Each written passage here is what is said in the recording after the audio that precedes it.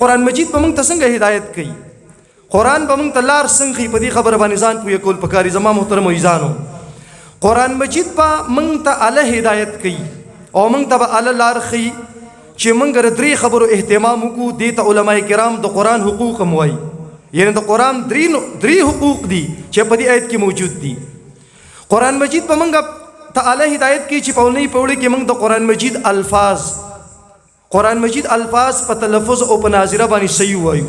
چې موږ هر مسلمان لا د قرآن مجید الفاظ راځي موږ د قرآن مجید ناظره ویلی شو صحیح طریقه باندې په کومه طریقه باندې چې قرآن نازل شوی دی دویمه خبره دا ده دویمه پوړۍ چې موږ د قرآن مجید په معنی او په مفهوم باندې ځان پوهیږو چې موږ ته دا پته ولګي چې قرآن مجید موږ ته څه وایي د قرآن مجید آداب چې کوم دي د قرآن مجید تعلیمات چې کوم دي چې هغه موږ په خپل رګو پې کې چې کوم دی نو هغه برابر سرابر کړو موږ په دې باندې چې کوم دی ځان پوهیږو دریمه خبره دا ده چې موږ په دې باندې عمل وکړو یعنی قرآن مجید چې موږ ته کومه لار ښیي کوم واعظ و نصیحت موږ ته کوي چې په هغې باندې موږ عمل وکړو دا درې خبرې زما محترمو عزیزانو علما کرام فرمایي دا درې د قرآن مجید غټ حقوق دي دا په دې اولني آیت کې موجود دي چې قرآن به موږ ته هدایت الګ کوي چې 1 نمبر باندې قرآن الفاظ یاد کړو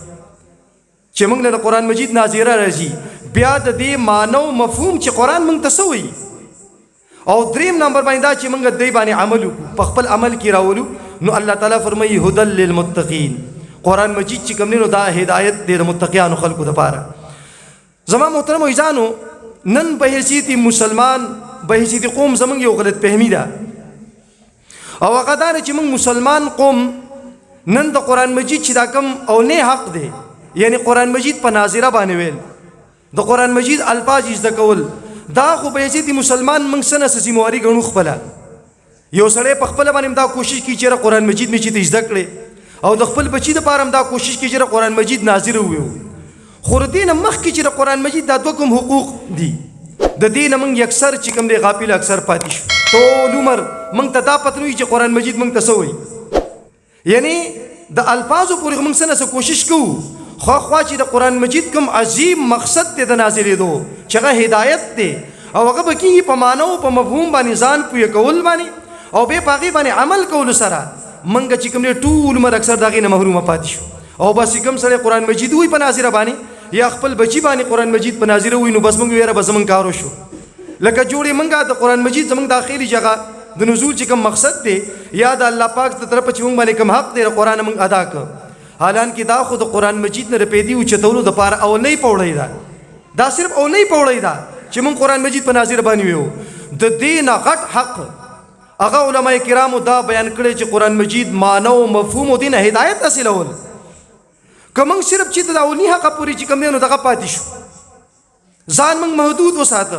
موږ د قرآن مجید په معنی او په مفهوم ځان پوه نه کړ نو موږ به د قرآن مجید د حق ضایع کوونکي جوړ شو دا علما کرامو لیکلي دي او پیغمبر علیه الصلاۃ والسلام شکایت الله تعالی قرآن کې ذکر کړ د قیامت په ورځ باندې به پیغمبر علیه السلام شکایت کوي یا ربي ان قوم اتخذوا هذا القرآن مهجورا وای زما دی قوم زما دی امت چې کوم قرآن پرېښو دا مفسرین کرام لیکلي دي چې کوم خلکو د قرآن مجید معنی الفاظ خو زده کړي دي خو هغوی دا ضرورت ونه ګڼه چې موږ یې قرآن مجید په معنی په مفهوم باندې ځان پوه کړو په دې باندې عمل وکړو دقسې ټول عمر چې کوم دی د هغه تېر شو نو قرآن به د دې سړي خلاف د قیامت په ورځ باندې د هغه خلاف به چې کوم دی نو ګوی ورکوي او چې پیغمبر علیه الصلاۃ والسلام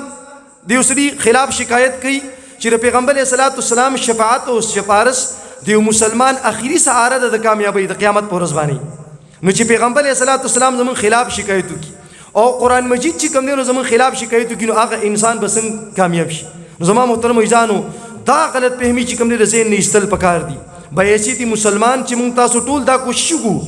چې د قرآن مجید چې کومه اولنۍ پوړۍ ده چې دې نه مخکې ورپسې لاړ شو دویمې پوړۍ ته چې قرآن مجید په معنی په مفهوم باندې ځان پوه کړو او بیا د هغې نه بعد په دې باندې عمل وکړو الله به زموږ د مسلمان قوم چې کوم دی به حیثیتي قوم زموږ به اصلاح کېږي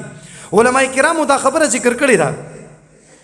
وایي د قرآن مجید دا الفاظ چې دي دا جسم دی قالب دی او د قرآن روح چې کوم دی د هغې معنی او مفهوم دی یعنی چې یو سړی دا غواړي چې زه د قرآن روح حاصل کړم نو هغه به د قرآن په معنی او په مفهوم باندې ځان پوهه کوي او په هغې باندې به عمل کوي، نو هله به سیده لار ته